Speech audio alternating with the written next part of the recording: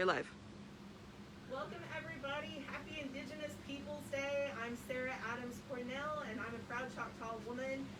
We are coming to you from Wichita, Caddo, Apache land, later known as Oklahoma City. And we are also so incredibly lucky to be in Nappy Roots Books, located in northeastern Oklahoma City, our only Black-owned bookstore in Oklahoma City. Thank you so much to the owners of Nappy Roots who so graciously let us come and be in their space today to bring you a really important discussion and conversation about sovereignty, specifically about sovereignty after the McGirt ruling. And so we thought we'd take this time to kind of talk through that, answer some questions that you have. So if you have questions as we're talking tonight, please message us and let us know. We'll try to get to them. If we'll also kind of keep track too and see if we see those questions pop up. And we've also received your questions earlier this week, so thank you for sending those in. First, I would like to hand it over to my dear sister friend Camille Landry, one of the owners of Nappy Roots Books, and she has, along with BLM, made a statement for Indigenous Peoples Day. In solidarity with the indigenous peoples of Turtle Island, 12 October 2020. Greetings to our sisters and brothers in the indigenous community. Black Lives Matter Oklahoma City proudly stands with indigenous people on this day of celebration and commemoration of your history and culture. We acknowledge that we stand on stolen land, land that is soaked in the blood of indigenous and African people. We remember the shared history and struggle of indigenous and African people in this hemisphere. We recognize that the roots of indigenous oppression stem from the same source as the roots of oppression of black and brown people worldwide. Had Columbus, followed by conquistadors and colonists, not invaded the Western Hemisphere, stolen indigenous land, enslaved and committed genocide against indigenous people, 25 million plus Africans would not have been murdered in Africa and trafficked and enslaved in this hemisphere. We are deeply appreciative of the solidarity shown to Black people in our struggle against oppression by our indigenous sisters and brothers. We commit to struggling alongside you for your liberation as well as ours. We recognize the direct link between statues of Christopher Columbus, representatives of the Confederacy, representatives of apartheid governments worldwide, and similar monuments to oppression. We demand the immediate removal of these monuments from public display. Memorials and monuments to all these criminals must and will be removed from public spaces. Genocidal people should not be honored by having cities, states, streets, or parks named after them. No one should be celebrated for commission of crimes against humanity, and certainly not at taxpayers' expense. We call for the acknowledgement of October 12th as a federal, state, and local holiday known as Indigenous Peoples Day. An acknowledgement that the United States of America exists on stolen land. The enforcement of all treaties between the U.S. government and indigenous nations. Tribal sovereignty over tribal lands, and cessation of attempts by the state of Oklahoma and the U.S. federal government to limit tribal sovereignty. An immediate end to the use of indigenous names, symbols, mascots, and icons for commercial or other purposes by non-indigenous entities. And the removal of all statues of Christopher Columbus and other purveyors of settler colonialism from the public lands and spaces in Oklahoma and the United States. Submitted by Black Lives Matter Oklahoma City on this 12th day of October 2020, Indigenous Peoples Day, in this land of the red people known as Oklahoma City, Oklahoma. Thank you, Camille. And thank you for that solidarity between our Black and brown communities. We absolutely are committed to equity and to building those coalitions to fight for each other's equity and for for a stronger community here in Oklahoma City. So we thank BLM OKC for their solidarity. Next, I'm going to pass it over to Kendra Wilson-Clements, and she's going to introduce our panelists. Alito, Kendra Wilson-Clements. I'm also a proud Choctaw. Thank you again, Ms. Canoe, for your words. Black Lives Matter, and for sharing your space with us this evening. We appreciate being here. I wanted to introduce our awesome panelists tonight. To the right of me, to the left of you, those of you that are watching, Stephanie Hudson Burkhart. Stephanie is Executive Director for Oakland Indian Legal Services. I just realized that I'm wearing a shirt that I served as an intern 1,000 years ago, and this was a shirt that I got from you, so here it is again. And to my left, Summer Wesley. To my left, Jacinta Webster. And to my left 3 times, my sister Sarah Adams Cornell. So we are super excited to be here this evening. Have a really great discussion about sovereignty after McGirt. Thank you for joining us. Alright, so we'll start with Jacinta. Can you give us an overview of McGirt and what the case involved and why it went to the Supreme Court? Okay, so I'm gonna try to do it briefly. Yeah, so the question was, can I give an overview of the McGirt case and like what it means? So in order to do that, I'm gonna try to give a really brief overview of tribal jurisdiction when it comes to criminal cases. So I'm gonna try not to get too in the weeds. I'm gonna circle back around, so just go with me, okay? Just like ride with me for a second. We're coming. So, obviously, in order for a tribe to have jurisdiction, it has to be on their land. Because, I mean, if anybody commits a crime in Texas, Oklahoma doesn't have jurisdiction over them because they're in Texas, right? So, it's just the same. So, what is tribal land? What's considered Indian country? Reservations. So, inside an existing reservation. Also, allotments and trust land. So, the reservations in Oklahoma and in a lot of places were broken up because originally the tribes were all given big pieces of land, and they were engaging in activities that the U.S. government thought was crazy, like communal agriculture and like subsistence hunting, right? They weren't down with that. They were like, we don't want tribes to be doing that.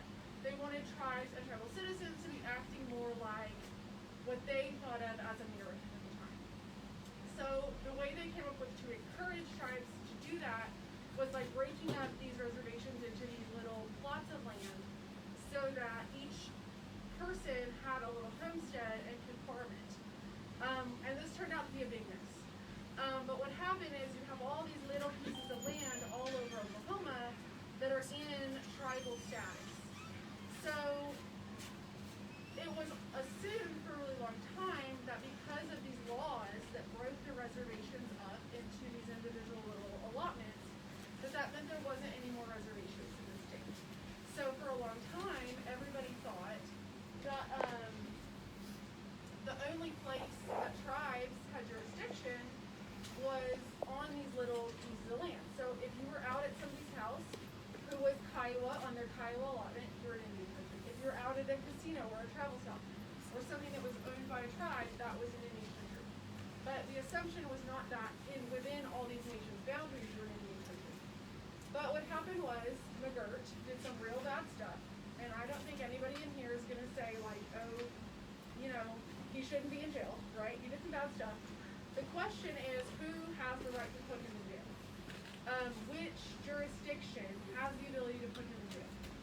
And he committed a crime, and he was within the Creek Nation, but he wasn't on one of those little pieces of restricted or trust land.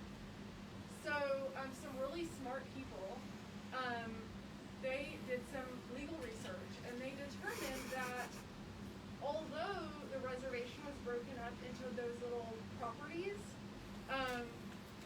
which I should mention conveniently left a lot of land over for white settlement, that didn't necessarily mean that the reservation was disestablished. So in order for a reservation to be disestablished, it has to be done by Congress. Not the president, not the state, not like whoever, but Congress is the only entity that has the power to disestablish reservation. And the case law says that Congress has to do that really clearly. They have to say on the record record in their documents that they want the reservation to not exist anymore. So the court did a really deep dive into all of these documents from Creek Nation, and they found that even though a lot had happened, that there was really nothing that straight up said, and now we don't have a Creek reservation. It was just sort of glossed over and never really conclusively determined. So because there was never that official declaration by Congress saying there's no more Creek reservation, that means that there was still a Creek reservation. And I think Justice Gorsuch did a really good job in his opinion of sort of breaking down that public opinion doesn't matter, right? What the state thought doesn't matter. Because if states thinking there wasn't a reservation meant there was no reservation, like I think all states would probably get rid of reservations because they're very inconvenient, right? So what matters is the literal text of what Congress wrote and passed. And there's nothing that anyone found where Congress literally said, and we're getting rid of this reservation. So what that means is, going back to that law, right, I said in order for a tribe to have jurisdiction over somebody, they have to be within a reservation or on an allotment. Now Creek Nation is a reservation. So any Native person who commits a crime within Creek Nation is now subject to either tribal law or federal law, because there's an additional law called the Major Crimes Act. And basically, the Major Crimes Act happened because of a case called the Crow Dog. And in this case, a Native person killed another Native person, and basically the federal government didn't feel like that tribe's sentence was harsh enough. They felt like that tribe should have been harder on that person who killed another person. So they stepped in, and they said, okay, in cases of murder, rape, arson, kidnapping, like the real bad big ticket stuff, right? That the federal government can prosecute tribal members. So that's where we get this situation with Mr. McGirt, right? Because he was a tribal member, right? He was a Native person who committed a crime within the Creek Nation reservation, and so the federal government has the right to try him. The state does not have jurisdiction over Native people that commit crimes against other Native people or even non-Native people inside a reservation. So that also means that non-Native people who commit crimes against Native people, the state doesn't have jurisdiction over them, even back to the federal government too. So I hope that I tried to give a simple explanation. I hope that made sense. And it's really complicated. Yes. Is the thing that, like, even though, like, that was a phenomenal explanation, and just shy of, like, a flannelgram to be able to, like put it up there, like, here's how it works out, non-Native person, Native person, reservation, like, just short of a flannelgram, like, that is a phenomenal, a really great overview, but it is incredibly complicated because there's so much misinformation out there about who has jurisdiction, and even within the government, you know, within state, county, federal, like, even then there's always arguments about who actually has the right to be there. So even for people who are supposed to know, it's hard. So for us as you know, just citizens, it's important for us to actually understand, have an understanding, because we have to, in all effect, protect ourselves. We have to be able to protect our tribes and ourselves in those situations. And in many cases, we've seen that, you know, we've had to advocate for ourselves or family members or tribal members to say, like, that's not the correct jurisdiction. And so I think that is an incredibly important part for us to all know as tribal people what that means, what that jurisdiction means. Anybody want to add to what Jacinta said? I agree with what you're saying, Sarah, is that the concept of tribal sovereignty, understanding tribal jurisdictions, it's a very complicated area of law to try to understand. Just to kind of take what Jacinta has said and then just kind of step back a couple of steps so that people understand how does tribal sovereignty work. tribal sovereignty is not something that's written into the Constitution of the United States. It's something that was developed by case law through the Supreme Court of the United States. That's why these Senate hearings that are going on today, whenever there is hearings involving new tribal Supreme Court justices, it's very important that tribal members follow those and understand what do the nominees believe about Indian country and tribal sovereignty, because it was John Marshall in the 1800s who was the one, Chief Justice John Marshall of the Supreme Court. He was the one who had this really difficult decision that weighed on his heart about what to do about tribes and whether they could stay where they were in the eastern part of the United States or whether they needed to move.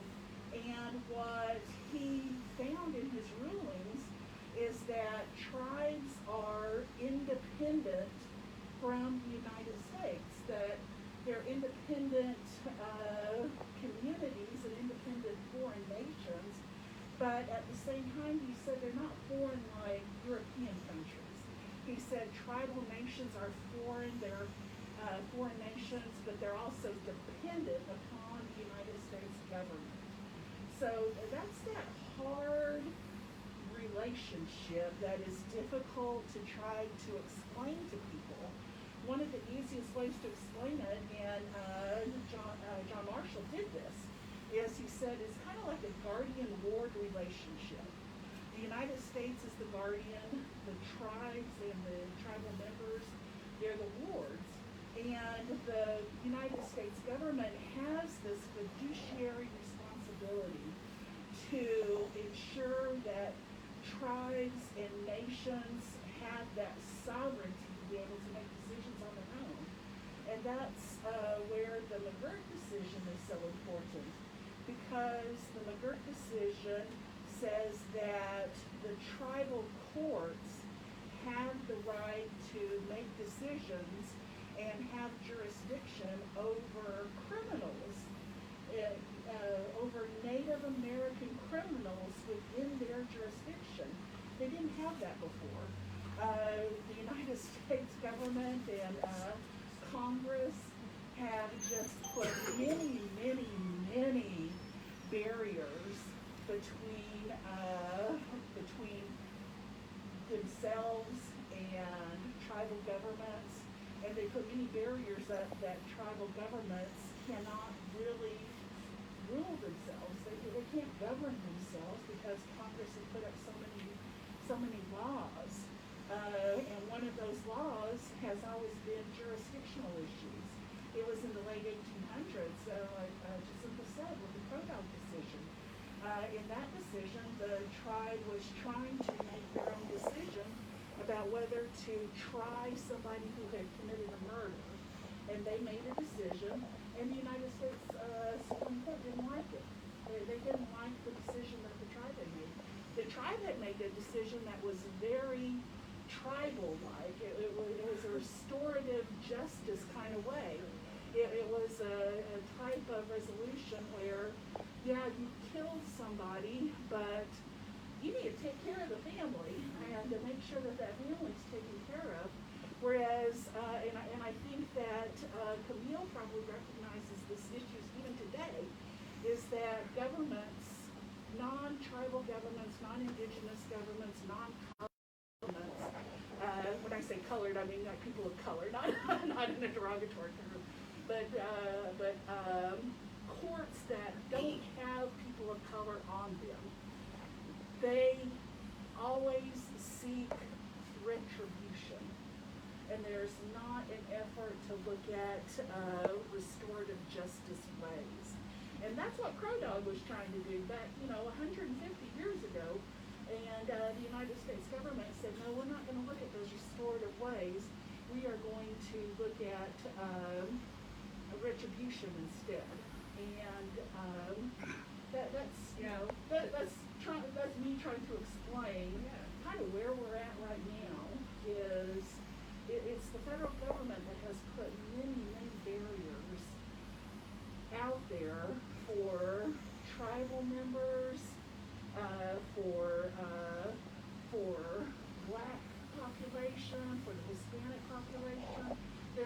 many barriers out there that are put out there by the federal government. And the federal government is very punitive, right? Like it's a system that's very punitive. It's very much about throwing people away. Yeah. It's about not recognizing the humanity in every person and finding ways to bring them back into the community, which is a very indigenous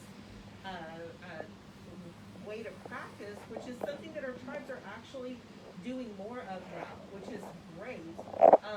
And that could be a whole other conversation, but we'll stick to, I know. And it's all connected, right? Like all of these things are It connected. is all so connected. It is. And that's what is so important for people to understand, that the McGirt decision, it's very important to tribes, but a Supreme Court that will make a decision like that will affect other groups that are out there, other people of color and other the black community and the Hispanic community, the Asian community.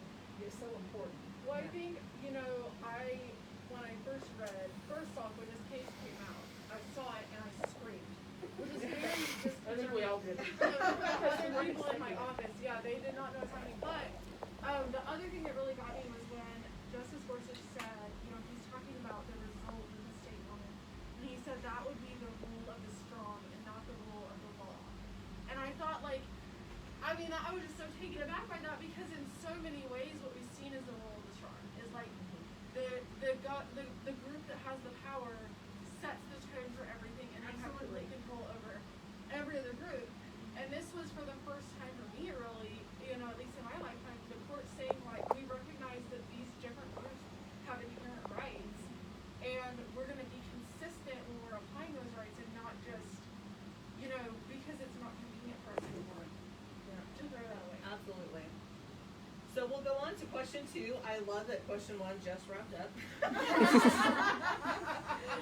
To be fair, that was like half of It law really, school class. I mean, y'all should have year 1 of JD under your belt now if you're going into Indian law. You're welcome. Okay, so next I want to go on to question 2 for you, Stephanie, and of course everybody can chime in afterwards. And that's one thing that we really value, is that intergenerational collective wisdom. For as many people as you ask the question, you might get that many different answers. But we absolutely wanted to ask you this one. We've heard you do this before, and you're amazing at it. So, can you explain the Supreme Court ruling of the McGirt case and the implication that it has on tribes in Oklahoma? And yes, what are those implications for tribes? Sure. I explained this for Gabby the Yes, other day. now she's got a front page article because of you. Sarah's daughter, I explained this for her the other day, and she said, explain the McGirt decision. And what the McGirt decision basically said is that the very plain decision is that the Muskogee Nation Tribal Court now has jurisdiction over tribal members, any tribal member who commits a crime within the jurisdiction, within the Muskogee Creek jurisdiction. That's what the McGirt decision says. Before that, the tribal court only had jurisdiction over restricted allotments, which are checkerboard and all the way through the Muskogee jurisdictional boundaries. And very small bits of land. Very Not a small lot. bits of land. Back around 1900, the Dawes Commission gave tribal members anywhere from 40 to 360 acres of land within the Muskogee Nation. And over time, some of those allotments still exist. Some of them have been sold. Some of them have been given away. Some have been, some are gone through adverse possession. But there's still a lot of restricted Indian land that exists in these original allotments through the Muskogee Nation. So before the McGirt decision, the only land that the court had jurisdiction over were these allotments. Okay. So through the work of Patty Gezzi with the Federal Public Defender's Office, she has a background in the federal Indian law. She has an extensive background. And she recognized that there was a way that Mr. McGirt may not face the death penalty in the state of Oklahoma if she was able to get federal jurisdiction over him. So she wrote this amazing brief that went up to the 10th Circuit, and it was the 10th Circuit in Denver that found that, yes, here's a jurisdiction that still exists. Their jurisdictional boundaries were never disestablished. So what the 10th Circuit found is that, you know what, it's not just these little allotments that the tribal court has jurisdiction over, it's that original jurisdictional reservation when the United States government moved tribal members from all over the United States. They moved them from southeast Oklahoma, they moved them from New York, they moved them from the Great Lakes, they moved them from the northern part of the United States, they moved them up from Mexico and towards Mexico and southwest. They put them in Oklahoma, right smack dab in the middle of the United States, and the federal government said, we promise. We promise. We promise. They told us, as long as the sky is blue, as long as the grass is green, as long as the rivers run, literally said that, that we will not take this away from you. Well, the times after the Civil War. It's only about like 8 years later. 8 years later. 8 years later. Forever's about 8 years. Yeah, comes after the Civil War, and then the United States government comes and says, well, you know, we think we want to move you into a little bit smaller space in Oklahoma, and we're going to put you on these reservations that exist. You can't just have your run of any place in Oklahoma, which, you know, actually did cause some problems. You have Comanches that were blown over there and other those Comanche Kiowas and Comanches. Those Choctaws got it good. Let's go check them out. So, we're not going to let y'all go over there and take things away from the Choctaws. We're going to make it stay in southwest Oklahoma. So those reservations are all over Oklahoma. In the eastern part of Oklahoma, you've got 5 tribes. 5 tribes that were given land that takes up most of the eastern part of Oklahoma. And they were called the 5 civilized tribes. We don't call them that anymore.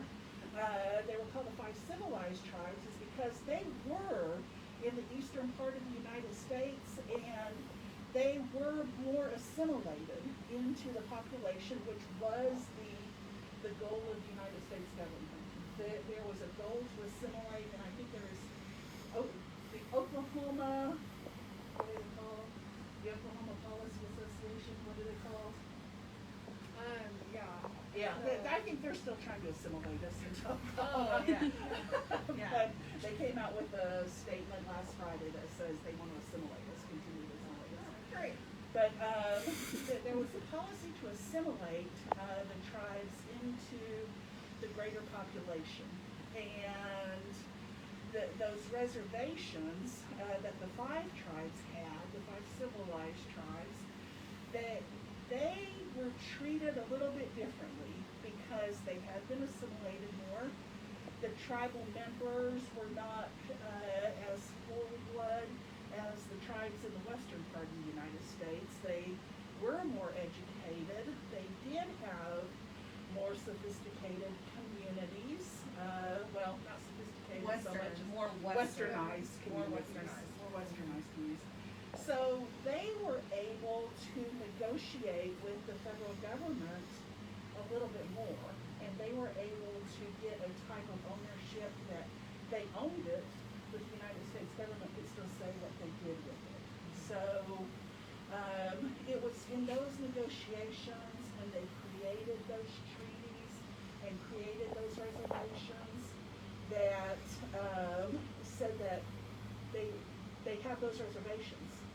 And what the 10th Circuit said was that when those reservations were created, and over time, over the 100 years, over 120 years, the United States had never done anything to disestablish it. They created those reservations, and those reservations still exist. Now, in those 120 years, the United States government has done all sorts of things that kind of go against there being a reservation there, but they never wrote a law that said we disestablish it. So that's what the 10th Circuit found, is that there was never a law that disestablished the reservation. So that's kind of what McGirt is. It says that reservation that the Muskogee Nation has never was disestablished. There never was a written statement by Congress. Never was a law that says it was disestablished. Okay, the Oklahoma Council on Public Affairs. The Oklahoma Council on Public Affairs issued a statement Friday that says that the Congress of the United States needs to just do it now. They need to just write a law that disestablishes the reservations of all the tribes in Oklahoma, and let's just get rid of the sovereignty and let's just be done with it and everything. Now, fortunately, our congressional, our Congress, our congressional members, they just kind of said, yeah, okay. We hear you, but the tribes are too invested in the state, and they provide too much to the state. And I think it's important to point out that McGirt has already been charged in federal court. Yeah. He's already, that's the thing, is there's been all this kind of doomsday, oh my gosh, all these horrible criminals are gonna get released from jail and are gonna walk the streets. I'm I don't know about y'all, but I went to Tulsa a couple weeks ago and it's not burned down. I'm just saying, it's fine. So I don't think, it's Tulsa's still there. Nothing was on fire that you saw, right? I think there's a lot of this fear, but the thing is all these people are just, it's who gets to put them in jail. It's not that people who committed crimes or allegedly committed crimes are going to just be set free amongst the citizenry, right? It's that who gets to put them in jail? Is it the state? Is it the tribe? Is it the federal government? And McGirt has already been charged by the federal government. So the system that we have in place already is working. So I think that there's a lot of people who, because it's complicated and because they don't know any law, they don't know about the history, and they don't even understand. I get the people that are surprised there's tribal courts. They say, do you think the tribal courts can handle it? Yes. That to me is just straight up racism. Anytime you take, we had our systems way before the United States government was established, and they actually took a lot of what we had built and been like, oh, well, we're going to use this. This is the basis for what we do now. But and I think that is just straight up racism. And that has to be called out to go, you are saying that we are incapable, we are not smart enough to handle our own tribal court system. It's the same thing that the Dawes Commission did when they allotted out the land. They said, okay, we're going to give you 160 acres, but we're going to put restrictions on it because we don't think that you can handle it. And it's that same type of mentality, which is, okay, well,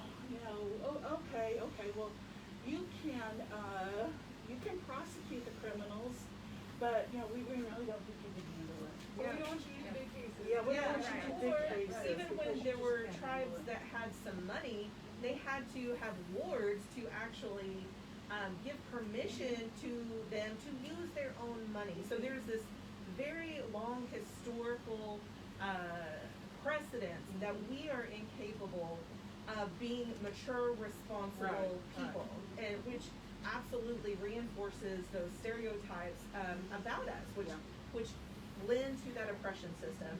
And so I think that's a very important piece to pull out and say, this is another cog in the wheel of oppression, and we have the opportunity right now to try to shift that.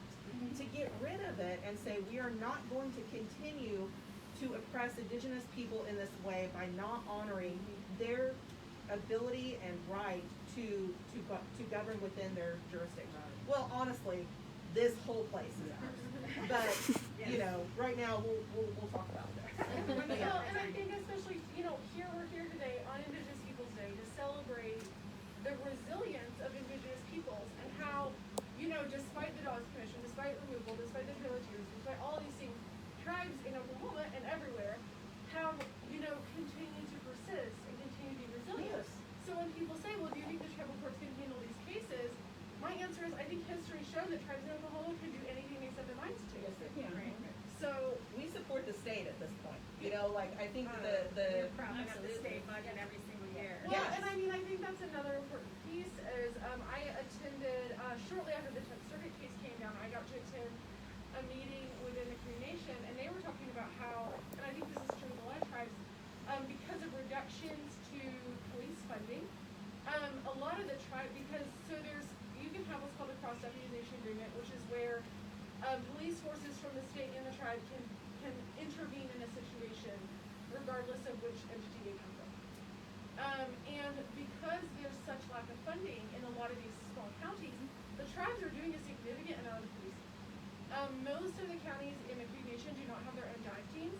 So if you need to be rescued out of the water, Cree Nation Life Force comes gets you. I learned this actually recently. The only arson dog in the entire state is owned by the Quapaw Nation Fire Department. Yep. Wow. So if there's an arson anywhere in the state, there's an arson in Lund, there's an arson in Oklahoma City, and they need an arson dog to, I don't know, do whatever an arson dog does, right? The Quapaw Nation has to bring their arson dog, and he sniffs around and he testifies in court. Well, not the dog, but like the handler, right? But like, that's, I mean, the tribes are doing so much of the policing, so much of the safety, so much of the community work in the state that I think it's really not. It's not that big of a jump to expect them to be able to take on what's really not that much in comparison to what they're already doing.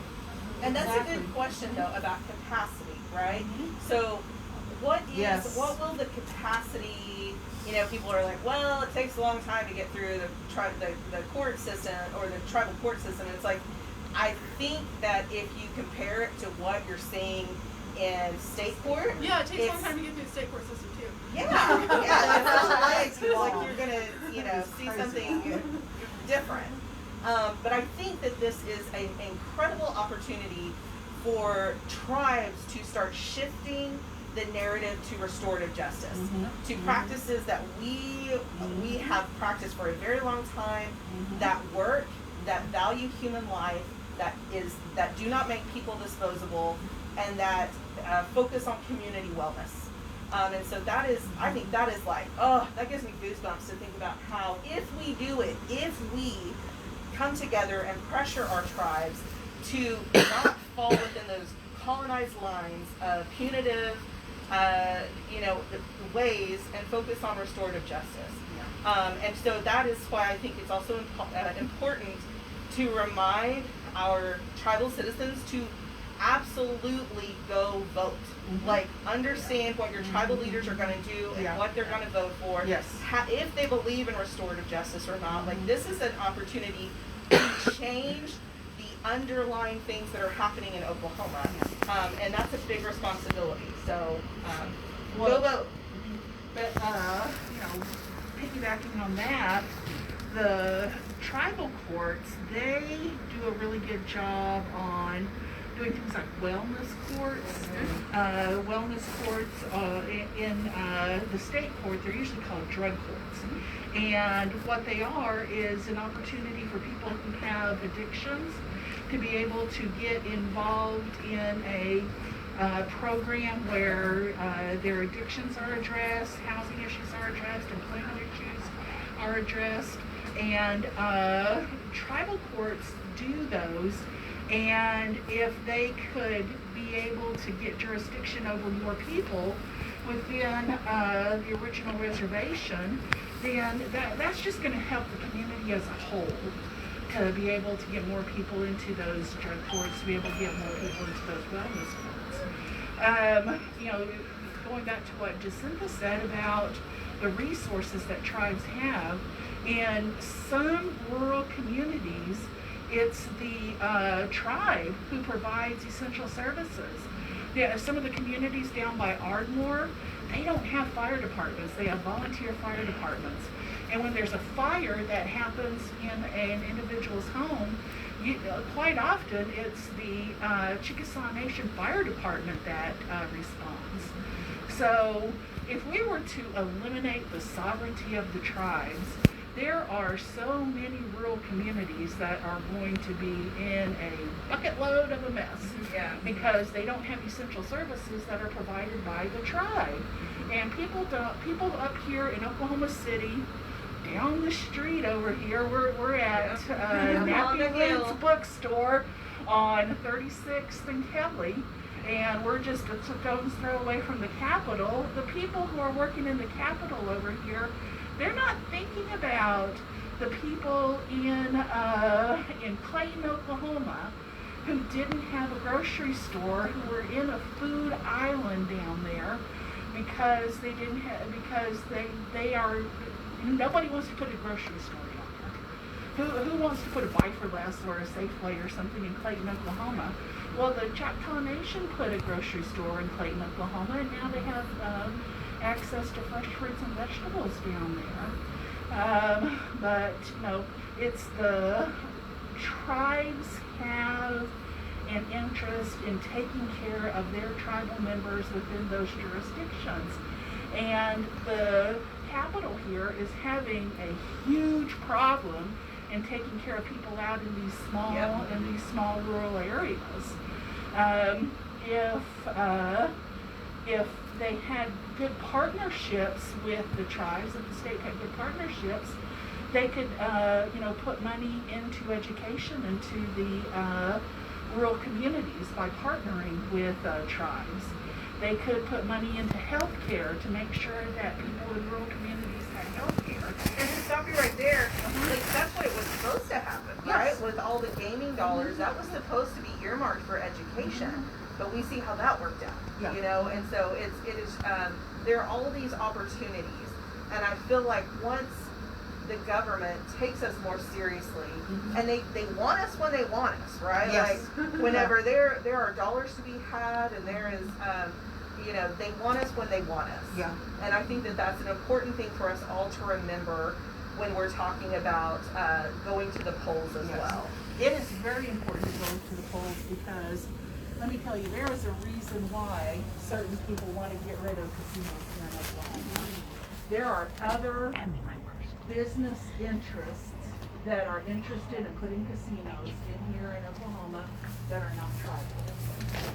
And who knows? Yeah, they will not have to, because that's another thing is when tribes make money off of the gaming, they have to use it for certain things because it is breeding. And one of the things that they have to use it for is for the community.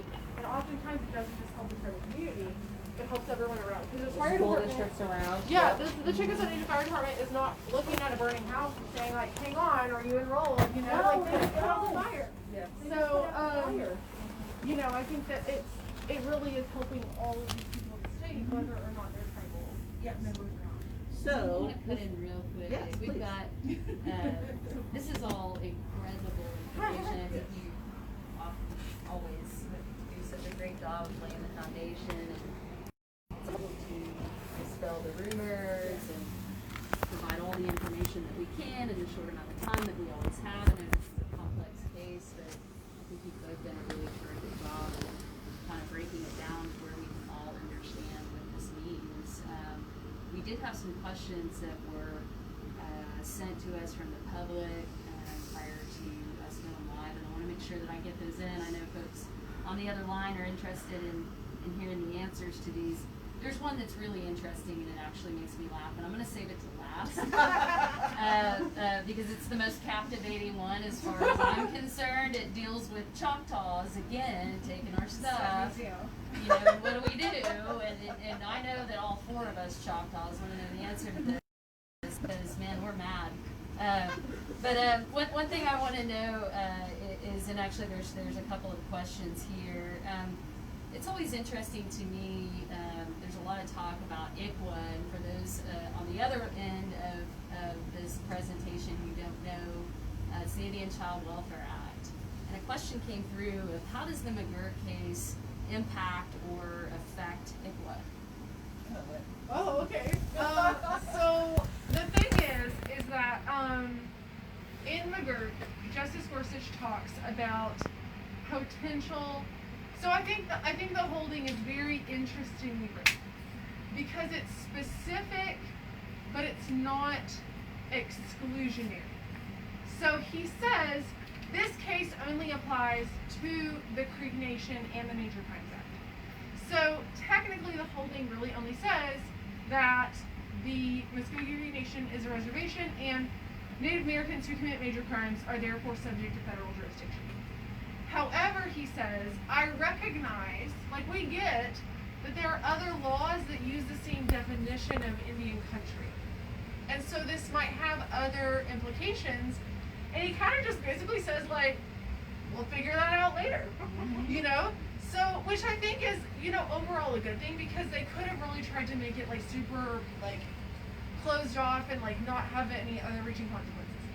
So the thing is that the Indian Child Welfare Act does say that children, Native children who live on a reservation, that the tribe has exclusive jurisdiction over them in Indian Child Welfare Act cases, right? So this is not your divorces, your child custodies, things like that.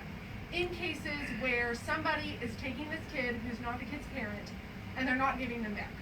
So adoptions, guardianships, and then of course you're like state coming in and removing a child because parents have allegedly done something like less than good. So it is possible that ICWA could be implicated here. I don't know that ICWA is going to automatically be implicated outside of some further litigation. So I think, you know, for me on the safe side, I always try to get those cases in tribal court anyway because I think it's better for people. It's easier on people. They have more resources. And so I think overall it's a good thing just to get those cases in tribal court to begin with. But it could have ICWA implications.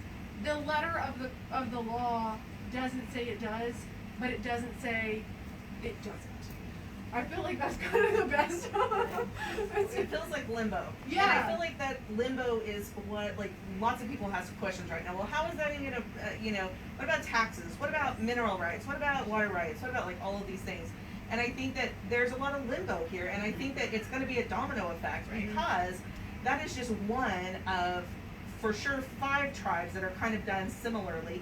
But what are the implications that it might have on other tribes in Oklahoma, you know, and how that might roll out? And we just don't know yet. Like, we just don't know.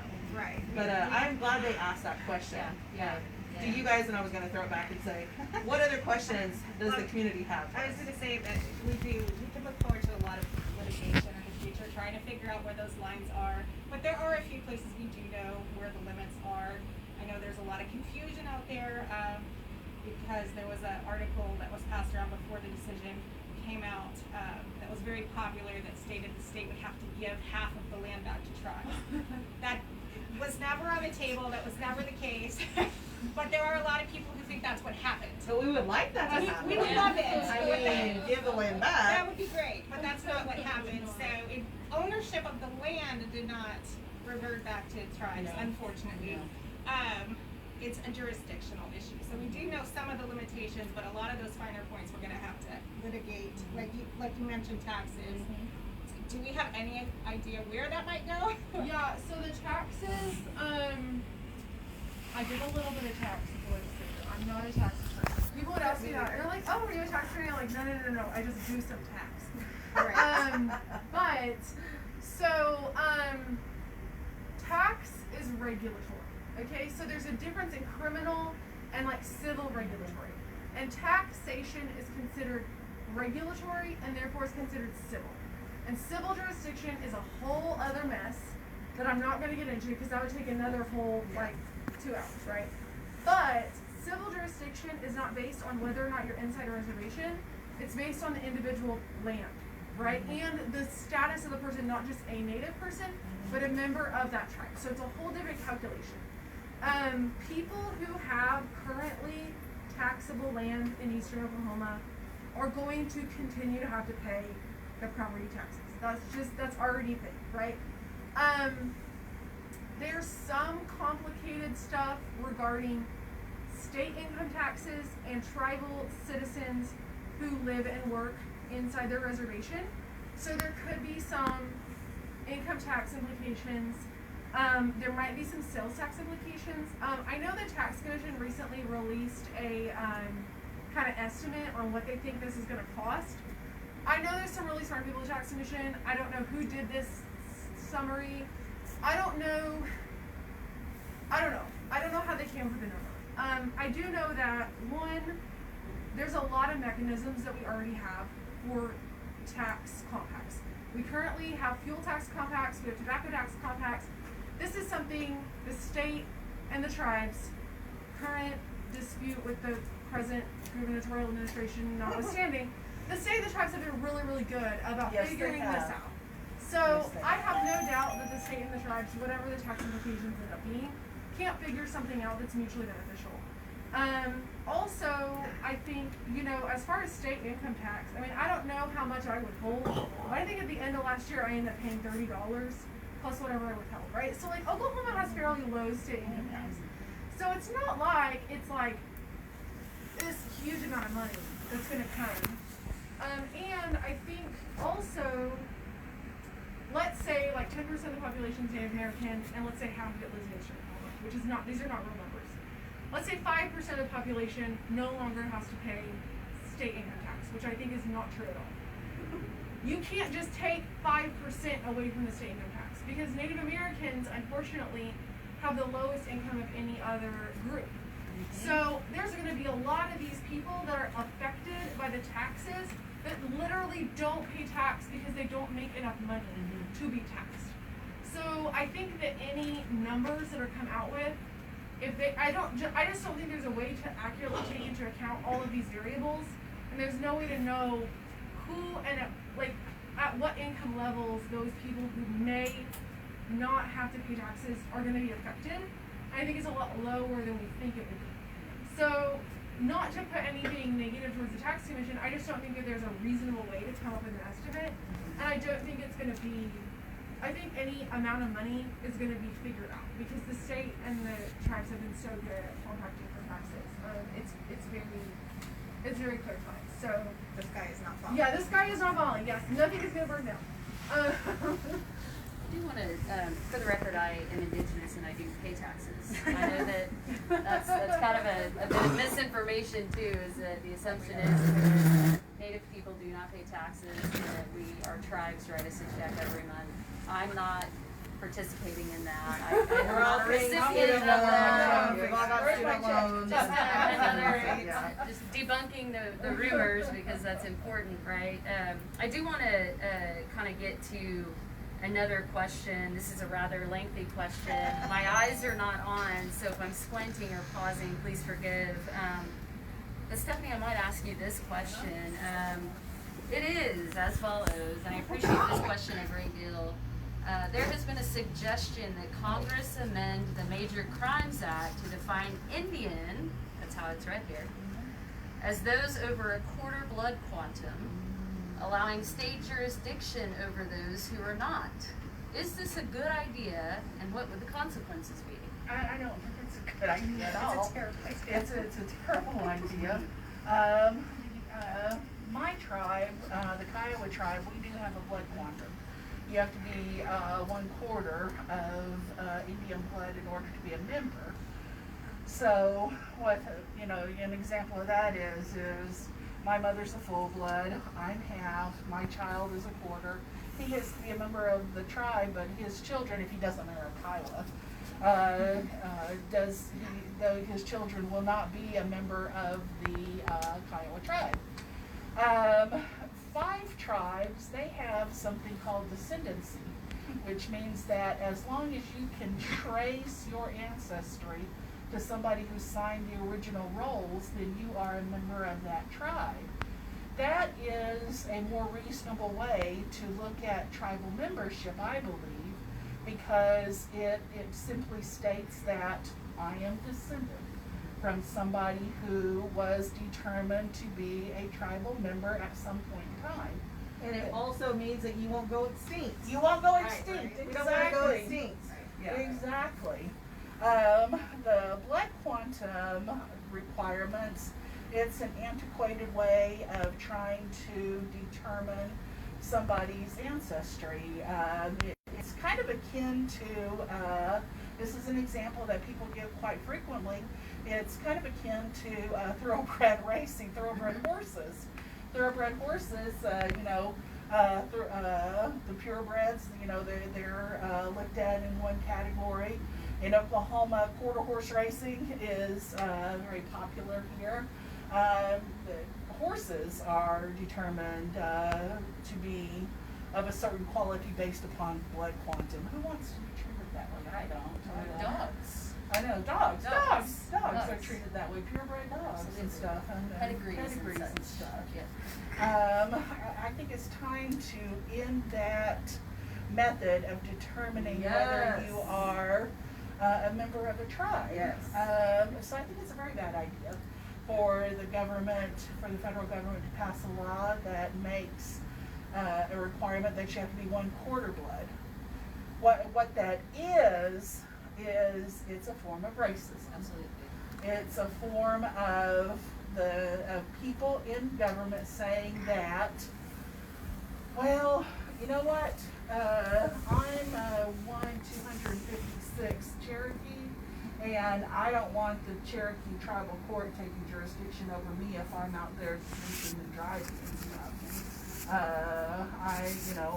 don't want that to happen. So let's just, and I don't have any affiliation with my tribe just because I'm 1/256 Cherokee. Well, yeah, you do have an affiliation with your tribe because you're descended from a tribal member, and maybe you should be acting. That's right. Straighten up. Yeah. Straighten up. Maybe Don't let her answer get you. Maybe you need to be listening to your intuition. Well, and I think like to have the government, like that's part of an intrinsic part of your sovereignty, is to determine who you have who's your membership. So Yeah. I mean, there was so much fighting over the Stigler Act, which required you to be half or more 5 tribes in order to have your restricted land. And there was so much fighting, and that law was finally amended. And so I think that it's calling upon the federal government to make a determination of who a tribe has jurisdiction over within their own citizenry. Right. And that kind of is an undercutting of why would you want the federal government to make that determination within your own tribe? Right. And it would mean that less people have those options of these tribal healing to wellness courts, like these there's resources that those people. I mean, you don't stop benefiting that because or 16, whatever line you draw is arbitrary. So, Friends, we've got to wrap up soon. So, do we have any final questions that we need to get to before? Are we getting to the? You're so nice. Go ahead. She's letting me ask this question. She loves this question so much. I'm letting her do it. That's the last one. Last question. And thank you again for submitting questions, and Ms. Camille, thank you for hosting us this evening. Final question, and you guys will have to flip forward or draw a straw. Who wants to answer this Not first? it. Here we go. Should Governor Stitt have had a hunting license from the Choctaw Nation when he killed that black bear recently? I feel like it's when the Comanches came over and were hunting our rabbits. I and know, ran them off. I appreciate this question so much for many reasons. You want to go? that I Who won't wants to go take into. this I on? mean, I can. Okay, so.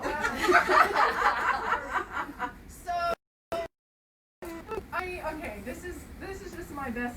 This is my best approximation where I think the answer is. So generally, hunting has been seen as a regulatory thing because you're allowed to do it. You just have to pay a fee to do it, right? So that's regulatory.